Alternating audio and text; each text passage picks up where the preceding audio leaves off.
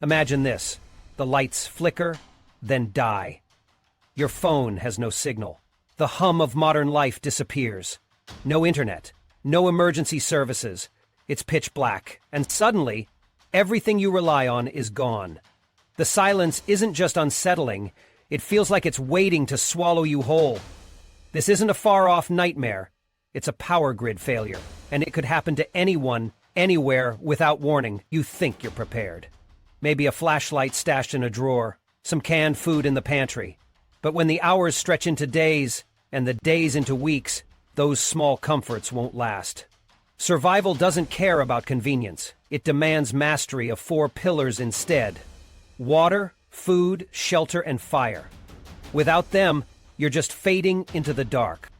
Will you know how to find safe water when the taps run dry? Or stay warm when the cold creeps in? Could you even start a fire without matches or shelter against the elements? The truth is, most of us aren't ready. And when disaster strikes, it won't come with a second chance. This video will teach you the life-saving skills you need to survive when the grid crumbles. It's not just knowledge, it's an edge between safety and desperation. Don't wait until it's too late to face the storm. Watch now and prepare for what might come next. Because when the power goes out, it's your survival instincts that will turn the chaos into control. The 4 essential pillars of survival. Being prepared for a disaster or emergency situation is crucial for survival. In order to increase your chances of making it through, there are 4 essential pillars that you should focus on. 1. Water. The first day you feel thirsty. By the second, your body starts to feel heavy, sluggish, like a machine stuck in slow motion. By the third day, without water, it's not just a matter of discomfort anymore. Your body begins to shut down, and your mind becomes a dangerous maze of confusion. Without water, you're on a countdown to collapse. And in the chaos of a power grid failure, when everything else is stripped away, a single drop of clean, drinkable water becomes a... Finding water in a grid-down scenario is no easy task. The taps don't run, and bottled water flies off shelves faster than you can blink. Worse, the once reliable sources around you could now be contaminated. Dehydration makes quick decisions harder. Time isn't on your side, and every misstep costs critical energy. But there's hope if you know where to look. When the clouds crack open, rainwater is your savior. Grab tarps, sheeting, or anything you can scrounge up to collect it. The morning dew clinging to leaves and grass can offer a surprising source, too, if you're willing to wring it out. Snow and ice tempt you with their abundance, but beware the trap of lowering your core temperature. Melt it first, no matter how desperate you feel. And if nature conceals her water behind vines and roots, keep your eyes peeled. Lush vegetation hints at hidden reserves, as do clumps of swarming insects and animal tracks, leading to a shared secret. Even when you find it, don't trust it blindly.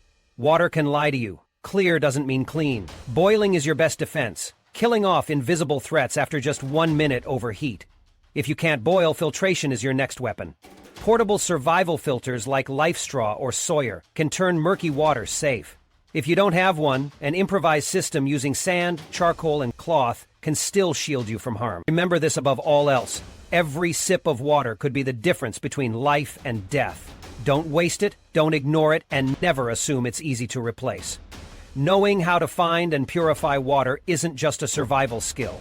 It's the difference between being prepared and becoming a statistic. Dehydration doesn't wait, so neither can you. 2. Food. The gnawing. That's what haunts me most, the slow, relentless emptiness that creeps in when food disappears. You think you can handle a little hunger. It doesn't take long before it starts breaking you down. First, fatigue sets in. Then your choices start feeling foggy, risky. Hunger doesn't reason, it takes. And in a blackout scenario, grocery stores, stripped empty within hours. You'll need more than luck to fend off starvation. You'll need skills. Foraging becomes your first lifeline, but it's not as simple as grabbing the nearest berry or leaf. Some plants are a feast, others are a fatal mistake. Learning to recognize the difference is critical for survival. Use a field guide or an offline app if you have one prepared, but you can't rely on guesswork when your life's on the line. If foraging isn't enough, you'll turn to hunting or trapping. It's not pretty, but neither is hunger. Snares, small game, even birds become your targets. If there's water nearby, fishing is another option. But are you ready to fashion an improvised line or spear? Will you even know the right spots to look? Stockpiling should have been your first layer of defense. Non-perishables like rice, beans, canned goods, freeze-dried meals, these aren't luxuries anymore. They're lifelines. If the blackout lasts weeks or months, the cupboard becomes a battlefield between preparation and desperation.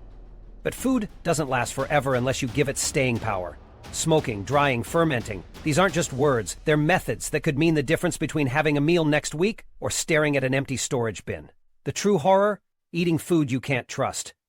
A rotten meal might as well be a loaded gun to your head. The risks are too high. If you're unsure, don't eat it.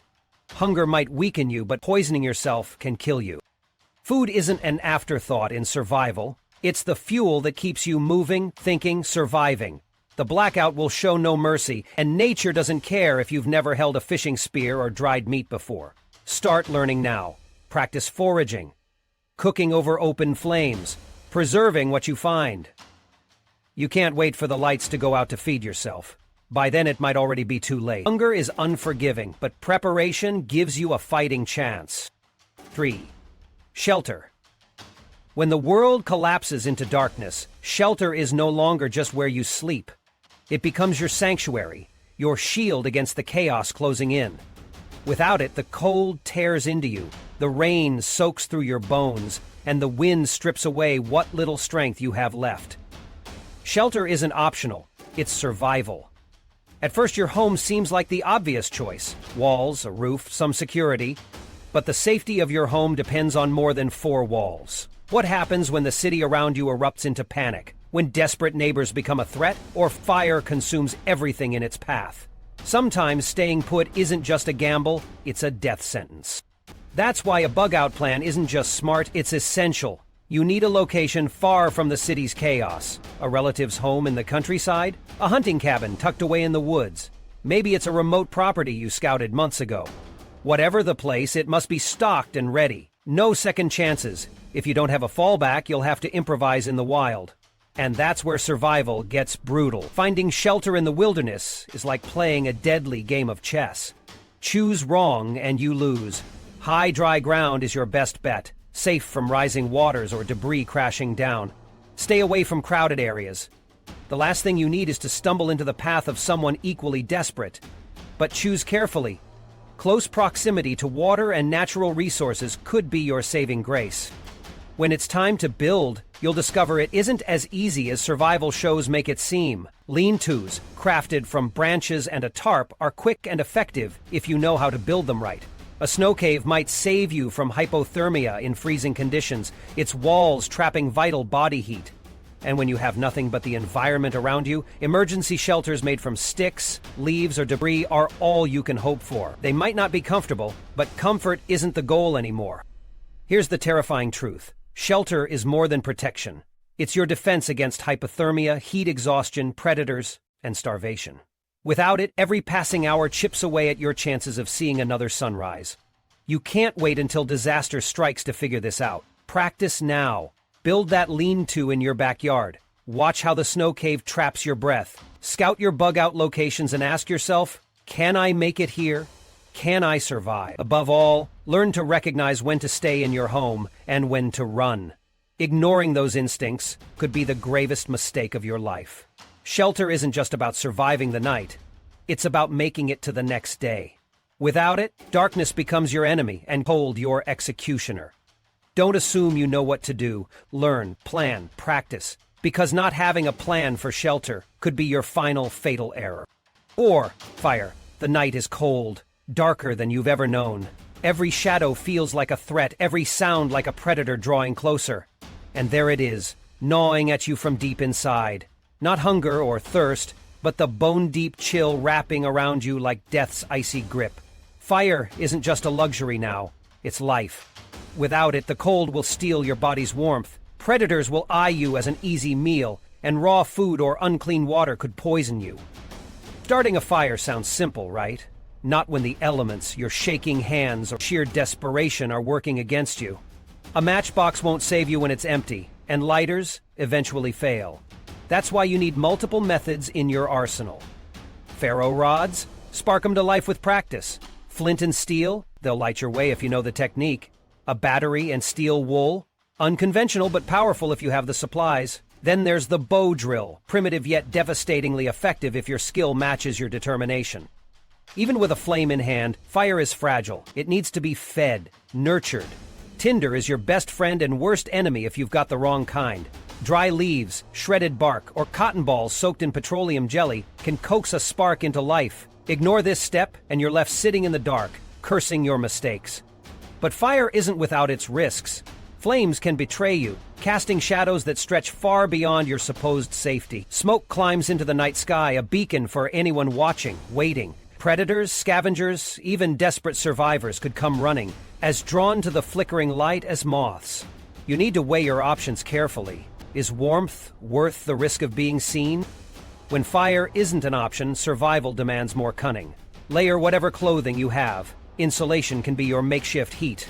Find dry spots and pack natural materials like leaves or moss around your body to trap warmth. If you trust those with you, huddle close and use body heat to fight the cold. Staying dry is non-negotiable. Wet fabric is a one-way ticket to hypothermia when there's no fire to save you. And yet, no tool in survival is as vital or versatile as a roaring flame. Fire cooks food to keep you going, purifies water to keep you safe, and holds the darkness at bay. Without it, you're vulnerable. But here's the horrifying truth. When the blackout hits, you might not have the tools or knowledge to create fire from nothing. And if you don't, you'll freeze, weakened by hunger, too sluggish to think clearly. Don't wait until the lights die and the world goes silent. Practice now. Learn to spark a flame when the wind howls, when the tinder is damp, when nothing feels like it'll work. Build those skills until fire becomes second nature. Because when the time comes, and it will, fire won't just be survival. It'll be salvation. Final thoughts. The world as we know it can be stripped away in an instant. No power, no safety net, no second chances. Survival in the face of darkness boils down to mastering the four pillars: water, food, shelter, and fire. Neglect even one and the odds start stacking against you. Water keeps your body from giving out. Food fuels your strength and focus. Shelter defends you from an unforgiving environment. And fire? It's your lifeline, your weapon, your salvation in the cold void of the unknown. Together, these pillars aren't just tools. They're the barriers standing between survival and surrender. What's your plan? Have you practiced finding and purifying water? Stockpiled food that won't expire when you need it most? Know where to go when your home isn't safe? Can you start a fire without the gadgets you take for granted? The time to prepare is now. Start sharpening your skills, build your supplies, plan and rehearse your strategies before disaster hits. When the grid goes down, it's not preparation that comes too early, it's hesitation that comes too late. Ask yourself this: are you ready?